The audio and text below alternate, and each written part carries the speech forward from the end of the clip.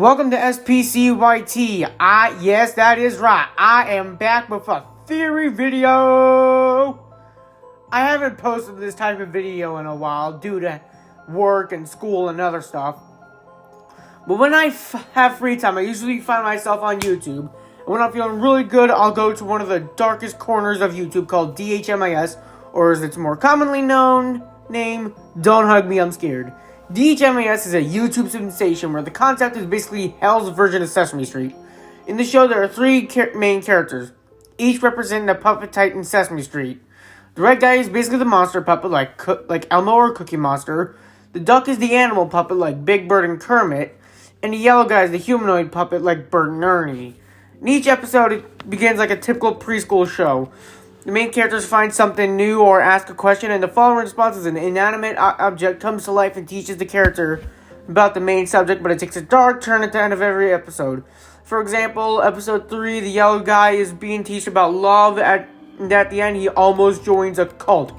There have been many theories about the show. The most popular one is that our characters are in a TV show, and the main villain of the series, Roy, is the producer of the show and punishing his son through it. If you want more data on that video, go to MatPat or search MatPat DHMS. Click on the video Film Theory. The hidden lore, Don't Hug Me, I'm Scared. My theory is something nobody has ever even thought about. Because my theory is that Roy is actually a yellow guy grown up and he's dying. And every episode is a flashback of his life. And our three main characters are him in different time in his life. Child, teenager to mid-20s, and senior old age. In every teacher, the note, clock, lamp, etc. represents something or someone important in his life. Let's start with the first episode, the creativity episode.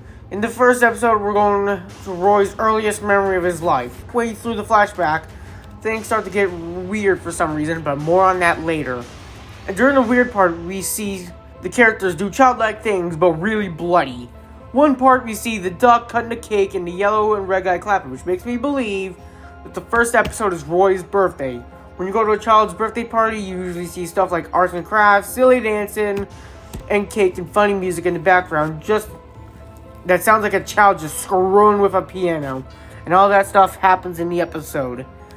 Now, what about the notepad? Who could she represent? And the answer is simple. It's someone who loves kids, makes sure that they have the best birthdays, and they aren't in the series at all, and that person is Roy/Yellow Guy's mother. But how come we've never seen the mom? And the answer is episode 2. In episode 2, the time episode, in this flashback we see what made Yellow Guy into Roy. We begin the flashback with our three main characters sitting in chairs, and one little detail that supports my theory of the characters being him in different ages. The yellow guy, Roy, is sitting in a preschool-like chair, has a vibrant color and no armrests. The red guy is sitting in a big, comfortable chair that, as a teenager myself, is definitely my type of chair. And the duck is sitting in a rocking chair like most old people do. Now, there isn't much in the video that helps, but there are two moments that I want to talk about. First, in the video, we meet Yellow Guy's father, but in this theory, that means we actually see is Roy's father, who we'll call Rick. This is the only video we see Rick in. And remember, kids a lot of the times look like their parents when they are older. Second comes at the end of the episode when we zoom out the TV and we hear the clock say, eventually everyone runs out of time. And now the answer is clear. And the answer for why we don't see the yellow guy's mother is because she died when he was very young. Another thing is that Yellow Guy/Roy is saying, make it stop. Now I know it's because he's being slowly killed, but I don't think that's the case. The reason he said that was because he was getting flashbacks of his mom's deaths and wanted it to stop. Now, I know you're like, but he was being killed slowly, that's why he said it. But here's the thing. All the crazy dark stuff actually didn't happen, but more on that later. Now, who is the clock representing? Well, I don't think it's someone, but more of a something. That something is death. Think about it. He keeps on giving hits. At a part of the video, the clock says sunset, sunrise, night and day. If he is death, he's showing that people die at any time of the day. And he keeps saying things like there's a time and a place for mucking around. What he means is stop wasting your life. When the yellow guy points out a dead person, he ignores it because it happens all the time. And finally, his final line is like I said, but eventually everyone runs out of time. In episode 3, the love episode, is when things start to change as the yellow guy turns into the red guy, from child to teenager, but he doesn't act like one until the very end. So in this episode, Roy runs off because the duck made him sad, and he ends up meeting the butterfly. The butterfly tries to teach him about love at first. He seems to understand, but the butterfly turns to a hypocrite and he gets confused. As a teenager myself, this is an accurate representation because teens are confused about a lot of things. You're too old to be childish and too young to act like an adult. So the yellow guy is getting really confused, and they try to make him join a cult before they can do that. His teenage brain realizes that this is wrong and he wakes up officially acting like a teenager then.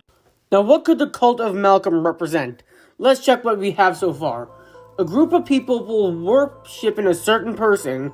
They teach lessons to help young ones, can be really confusing at times, and this happened after Roy's mom died. Aha, I got it. What they represent is a church. When Roy lost his mom, it was hard for him and his dad, so they decided to go to the church and hope to find something there. Faith or hope that maybe things could be better. But while Rick believed in all this, Roy was starting to see and feel like this doesn't make any sense. So he leaves, but unfortunately he couldn't get his dad to leave. And that was the last time they saw each other. Episode 4, the computer technology episode. In the main series, this episode is what most of the fandom describes as the turning point of the series, as we actually start to see there's something bigger going on. Now in this episode, when Roy / red guy / yellow guy turns into the duck guy, Roy meets a talking computer. Before this happens, I found something that supports my theory even more while they are playing a game. Red guy pulls a card and the question is, what is the biggest thing in the world? And yellow guy starts to go randomly guessing like a child would do. Then the duck says no, an implication of his older self trying to get back out of the flashbacks.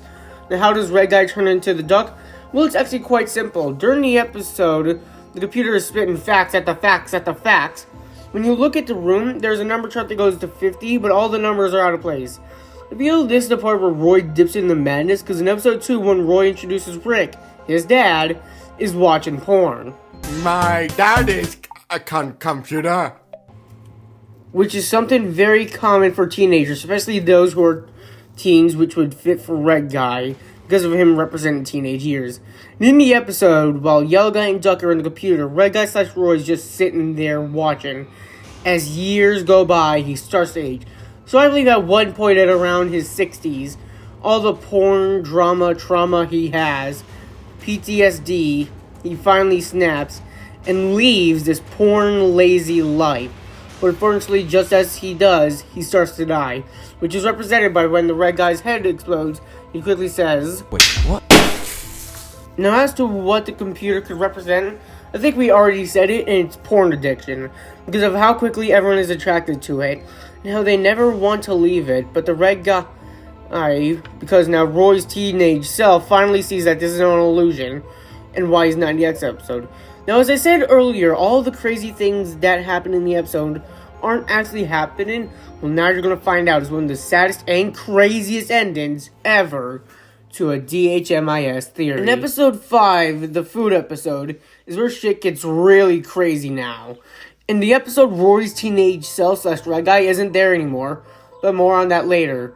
In the episode, Duck and Yellow Guy are being harassed by food, specifically a giant steak guy, a talking spinach can, a refrigerator, and a loaf of bread. And then the duck is getting picked on a lot. He roughly doesn't understand everything the food is saying because it's hypocritical. Like when the steak says steaks could be sorted easily by a health shape. A strange, uneven chart, seemingly a parody of the food pyramid. As the food keeps staggering and pestering him, the duck snaps and says, "I don't do this anymore." And then we cut to a hospital room.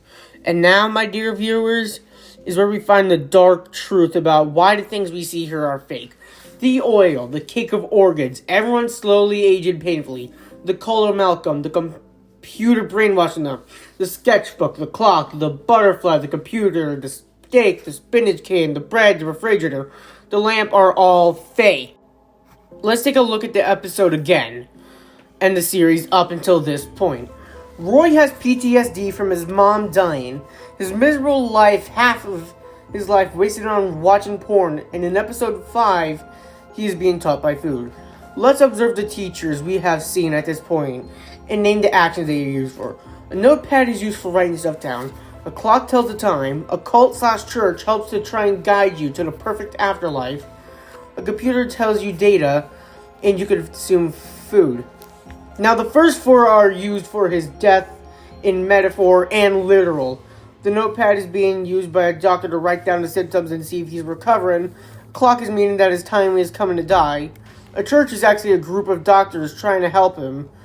And the computer is recording all data on his sickness. Now, what about the food? I don't think that eating has anything to do with consuming snack. Wait! Hold on. Consuming? Oh my god! I found out why he's hallucinated. Why none of this is real. Why all the dark, crazy, and bloody shit is going on. He has seen all of this because he has been taking too much medicine. When you consume a ton of money, you get greedy. When you consume too much food and liquid, you throw up. And when you consume too much medicines, you hallucinate. And Skull Candy earbuds give perfect music quality. What? Stumton the Bear, what are you doing? Just telling all our viewers how good Skull Candy earbuds are, even though we aren't sponsored by them. I know we aren't sponsored by Skull Candy earbuds, Steve, whose earbuds feature durable designs that look cool like this one, and whose batteries last a long time, connect easily, feature special sound technology that sets them above par in comparison to other brands, and whose prices is affordable. So why are we talking about them? I don't know. I'm just a fan. Skull Candy earbuds. It gives sweet candy to your soul. What the Yeah, he's got a point. Anyway, back to the theory. Anyway, as I said, too much medicine makes you hallucinate, and the doctors helping Roy aren't really trying to help him. In Family Guy Season 11, Episode 3, The Old Man in the Big Sea, Lois's dad has found a cure for cancer. When caught by Brian and Stewie, he says he found a cure for cancer, but is keeping it from the public to maximize profits. So that's what I believe is happening with Roy. They found a cure, but just keep billing him and make it seem like they are helping him. They just keep drugging him, which is making him hallucinate. And that, my friends, is the end of the theory. Hope you enjoyed. But wait. There's still one more episode, which gives us a very sad and full circle ending to the life of Roy in Episode 6. Episode 6, the dream episode. In the beginning of the episode, Yellow Guy's all by himself, crying. He says, "Good night, guys. I miss you." Which is a normal reaction for a child being alone. And then a lamp comes alive, which is just representing Roy's life. All mixed up in this one crazy, probably drunk lamp. I'm a dream about burning your breath. And Yellow Guy is crying, an emphasis on how his childhood is no longer the same. Any sliver of hope for a better life is gone. And then we go into Roy's mindscape, where we see his teenage self in a boring office space. So this must be his first job. When teens get their first job, they tend to act like Red Guy in his job. Awkward, still has an imagination, but unfortunately he picked the wrong job where creativity is pushed down, which would hurt a young adult/teenager. When we then see Red Guy going down to a bar, sitting alone. So this means at one point he started drinking, and then he goes up on stage and naked. But that's rude. No clothes. And sings a creativity song. I believe that this actually happened. Roy was drunk and probably stripped down and sang the creativity song.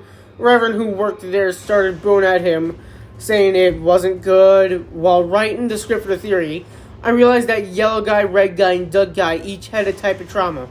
Yellow Guy/Roy had an emotional trauma from his mom dying. Doug Guy/Roy had physical trauma from getting sick and being hospitalized. And Red Guy/Roy had mental trauma from being embarrassed on stage. After that incident, Roy must have been distraught. He hated everything.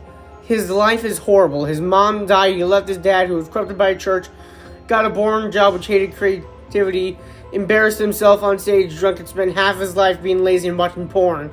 Just as he realized that it's not too late to change his life, he started to die. Red Guys then transport him to a strange place. He hears crying and sees a machine, and on the machine is Yellow Guy being tortured by the lamp. And when you look at the machine, it has piano keys and buttons. Now let's go back to what I said about the first episode. Some of the stuff that I mentioned is silly piano music, so I think this isn't just a place, this is Roy's mindscape. We are now in present time. When you look at the machine again, on top of it, there are 3 wires on each side, and the colors are red, yellow, and blue, which brings me to 2 of the biggest things in DHMAS. June 19, and green is not a creative color. While some of you may think this part of the theory is very complex, it's Occam's razor, my viewers. What happens is Roy's mom died of liver cancer on June 19th, 1955. Every cancer has a ribbon that goes along with it. And when you search liver cancer, the ribbon is green. And June 19th is everywhere you look in the series. But for a few of them, it has the year 1955. I believe the reason the notepad who represents said green is not a creative color is because he's seen the color green, it immediately reminds him of his mother's liver cancer. And the reason why it says June 19th, 1955 everywhere is a constant reminder of his mother's death, signifying that he hasn't moved on. And the reason why the machine looks the way it does, because it reminds him of his birthday, the best day of his life.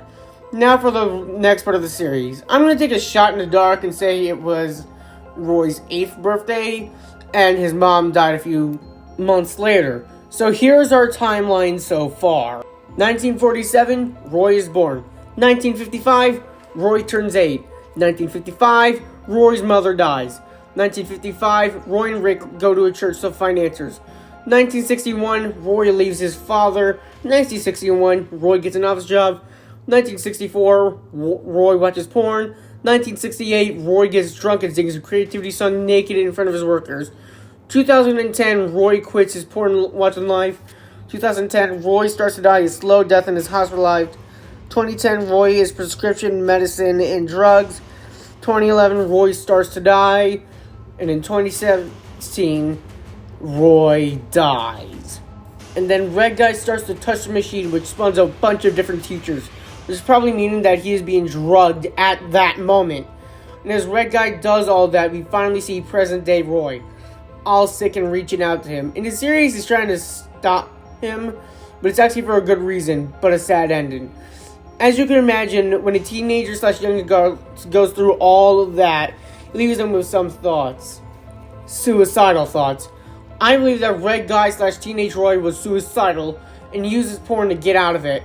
But Red Guy sees a cord to a plug and Roy knows what he's thinking and tries to stop him all at once. Red Guy and Roy are fighting for control of the body while their inner child is screaming stuck inside a nightmare. But unfortunately, Red Guy is able to overpower Roy. A term for death is pulling the plug. So when Red Guy pulled the plug the machine, he asked to control the body and unplugged himself from the hospital bed and killed himself. And that's how Roy dies. A vessel full of depression and suicidal thoughts overpowered him while his innocence, the kid part of him, was left terrified and died crying and scared. But it's not a horrible, tragic, sad ending after all. Red Guy pulled the plug, Roy is transported into heaven, where his young self, his teenage self, and his old self, and Roy himself can finally be happy in heaven. And before the episode ends, the notepad comes to life. What's your favorite idea? And earlier I said that the notepad represents his mother, meaning that Roy and his mother are finally reunited in heaven. And that, my dear viewers, is the Roy theory. This is my first theory video.